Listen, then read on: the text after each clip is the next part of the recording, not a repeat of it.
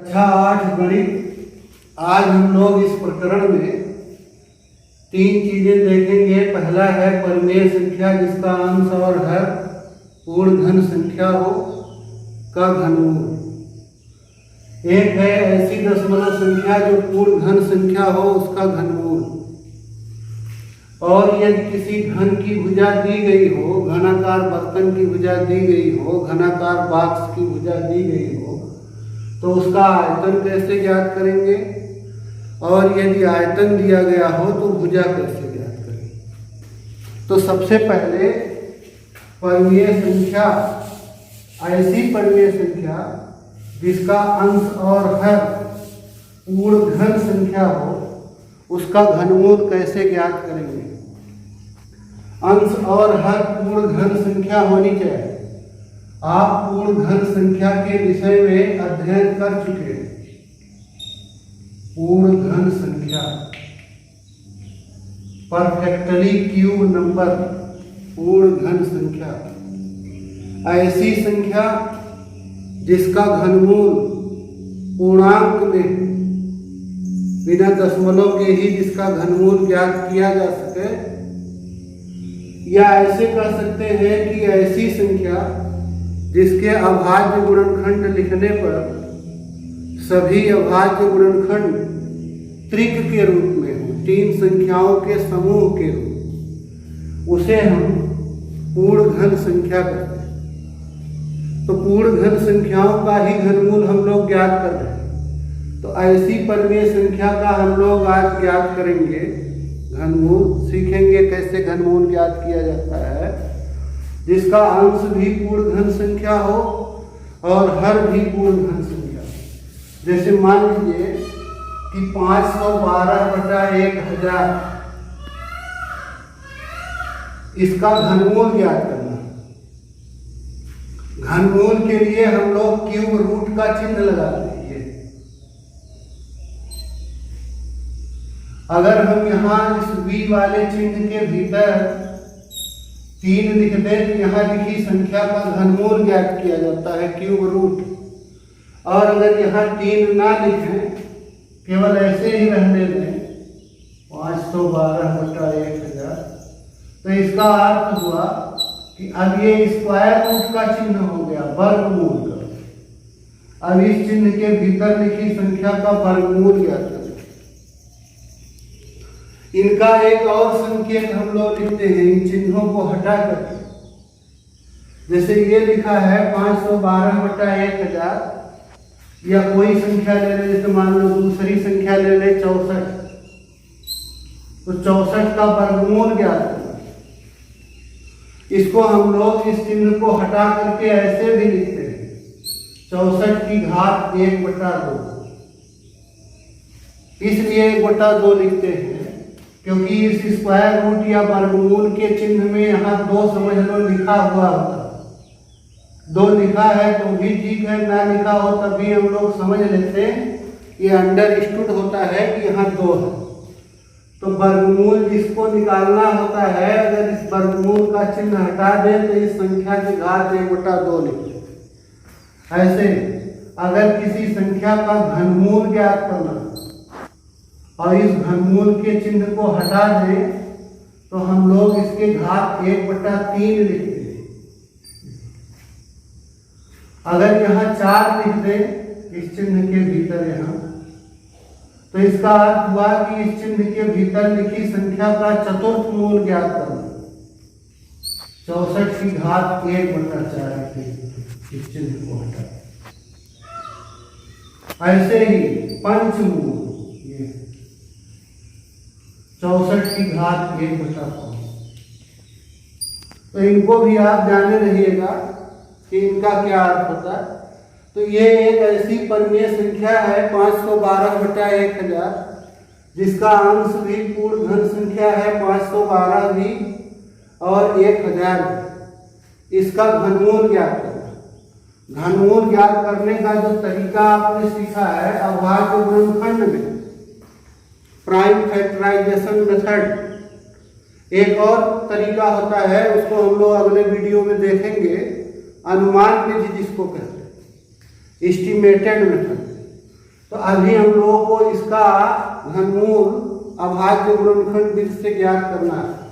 तो उसके लिए हम लोग 512 और 1000 के अभाज्य गुणनखंड ज्ञात करेंगे। कैसे ज्ञात करेंगे?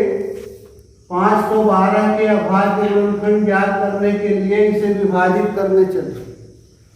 2 से विभाजित करने इसे तो ये 256 हो गया।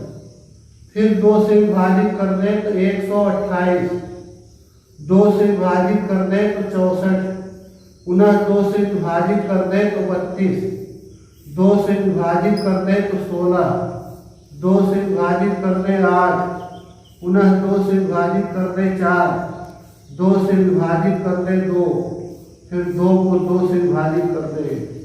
तब तक हम विभाजित करते चलते हैं जब तक कि यहाँ 1 ना आ जाए। ये भागफल होता है, भागफल होता है।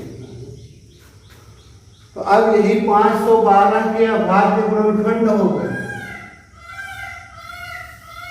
तो यहाँ हम लोग 512 के अभाज्य गुणनखंड लिखें। 1 2 3 4 5 6 7 8 9 बार 2 2 2, 9 बार 2।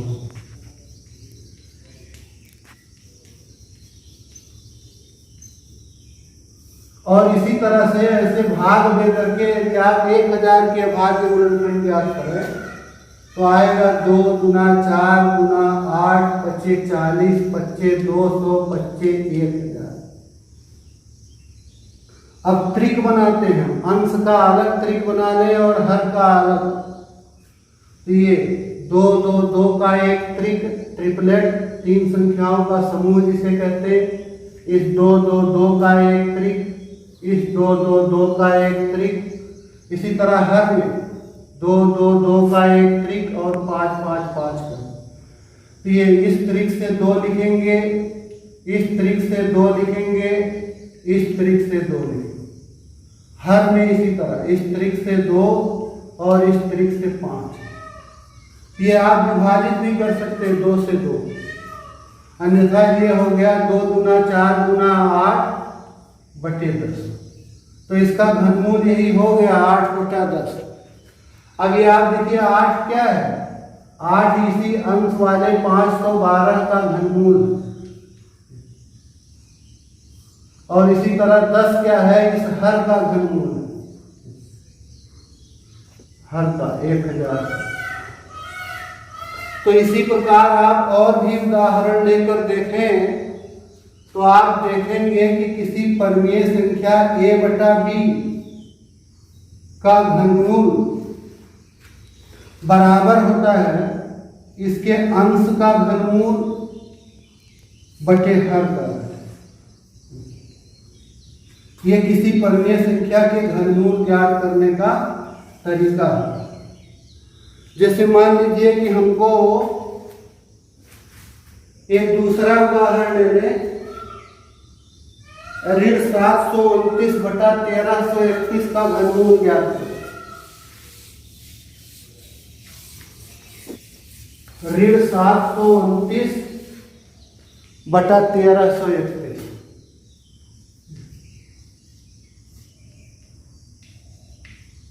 इसका घनमूल।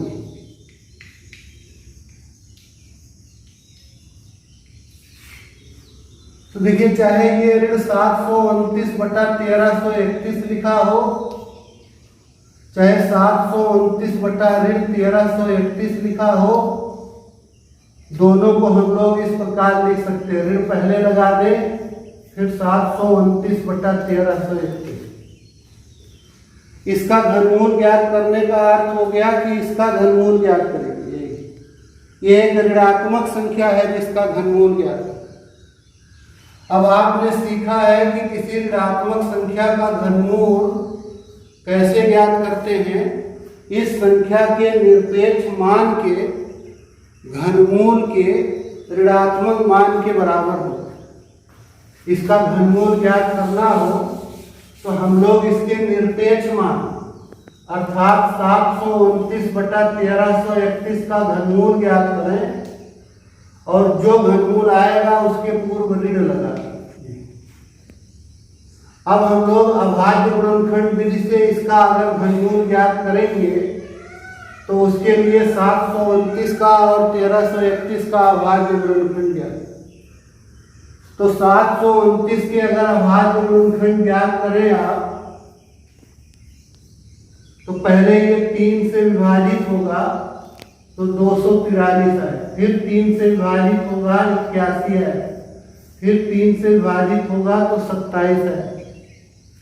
इसे 3 से विभाजित कर दे तो 9, 9 को 3 से विभाजित कर दे 3 और 3 को 3 से विभाजित कर दे तो 1। तो 729 के ये अभाज्य गुणनखंड हो गए 3 3 3, इस तरह 6 बार 3 3 3 आया। और सेम ऐसे अगर आप 1331 का अभाज्य गुणनखंड ज्ञात करिए, करके देख लीजिएगा तो 11 गुणे 11 गुणे 11। अब अगर त्रिक बनाए तो 3 3 3 का एक त्रिक, 3 3 3 का एक त्रिक, इसी तरह हर में तो ये हो जाएगा ऋण 3, इस त्रिक से 3 और हर से केवल 11, तो ये हो गया 9/11। ये इसका घनमूल हो गया। इस तरह से हम लोग किसी परिमेय संख्या का घनमूल ज्ञात करते हैं।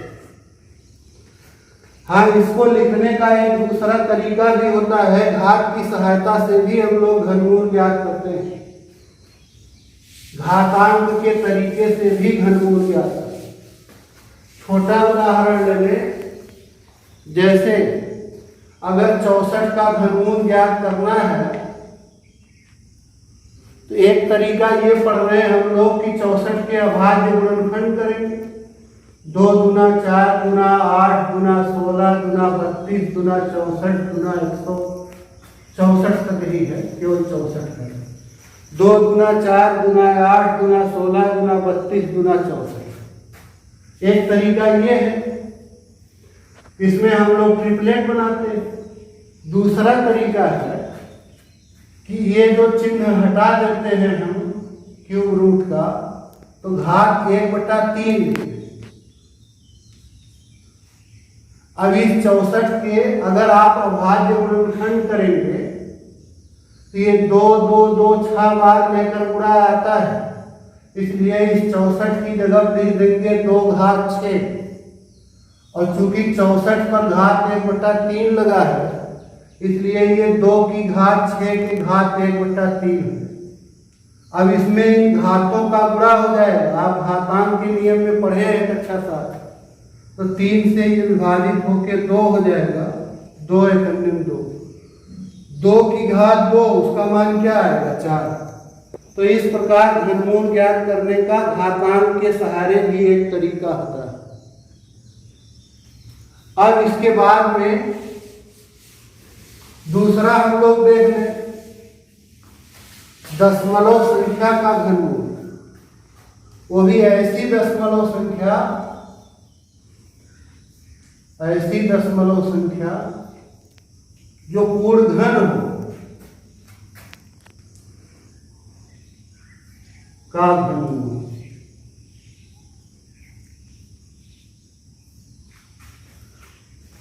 जो पूर्ण घन हो,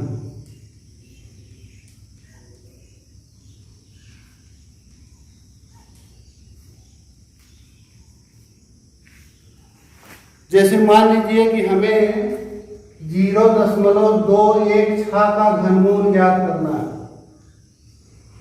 तो इसके लिए हम लोग पहले इस संख्या को बिना दशमलव के लिखते हैं, इस चिन्ह के। तो बिना दशमलव के लिखा जाएगा कि ये हो जाएगा 216, दशमलव हटा दें। अब ये शून्य, पहले वाले शून्य का कोई अर्थ नहीं है, शून्य 216 और 216 एक ही मान है। अब क्या करते हैं, दशमलव के लिए 1 लिख देते हैं और इस दशमलव के आगे जितने अंक हैं उतने शून्य बढ़ा देते हैं, इस प्रकार। अब हम लोग इसी 216/1000 का घनमूल ज्ञात करें। तो इसके लिए इस 216 का और 1000 का अभाज्य गुणनखंड ज्ञात। तो इसके अभाज्य गुणनखंड ज्ञात करेंगे। इसी तरह से विभाजित करते चलेंगे इसको।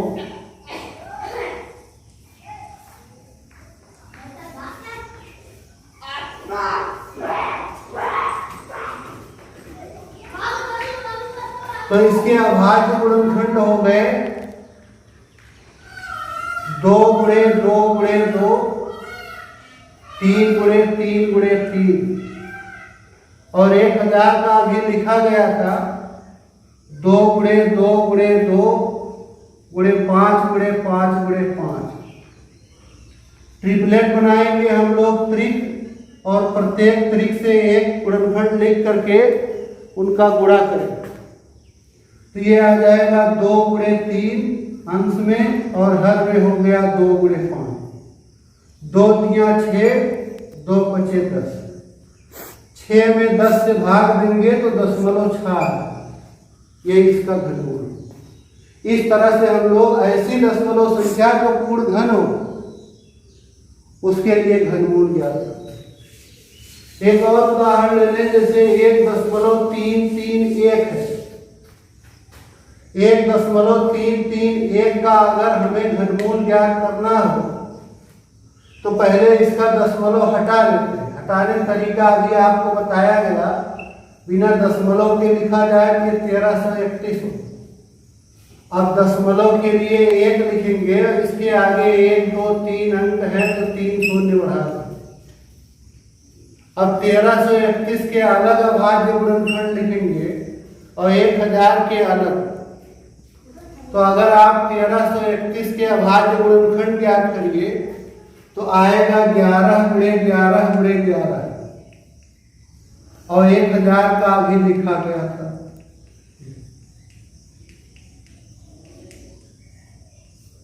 अब त्रिक बना दे 11 का, 2 2 2 का, 5 का, तो ऊपर से मिल जाएगा 11, नीचे 2 गुणे 5, ये हो जाएगा 11/10। 11 में 10 से भाग देंगे 1.1, तो इसका घनमूल आ गया 1.331 का 1.1। इस तरह से हम लोग दशमलव संख्याओं का घनमूल ज्ञात करते हैं। और सबसे अंत में है कि यदि किसी घन की भुजा दी गई हो, जैसे घनाकार बाक्स हो, घनाकार बर्तन हो, उसके भुजा की लंबाई दी गई हो, तो उस घन के आयतन का सूत्र होता है भुजा की घात 3, भुजा का क्यूब।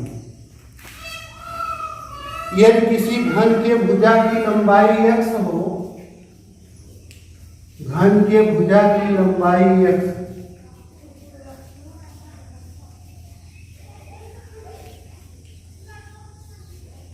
और उसके आयतन को v से मिले, वॉल्यूम v, तो ये हो जाएगा x3।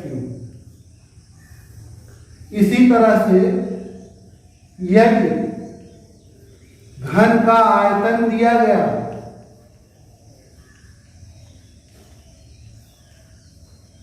तो भुजा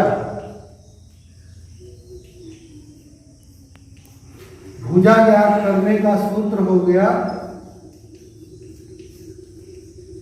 इसी आयतन का घनमूल।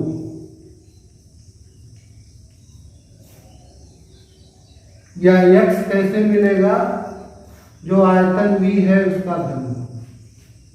इस तरह जैसे कहा जाए कि यदि किसी घनाकार बर्तन का आयतन 1331 घन मीटर है, तो उसके भुजा की लंबाई ज्ञात करो, तो भुजा बराबर हो जाएगा इसी 1331 घन मीटर का घनमूल।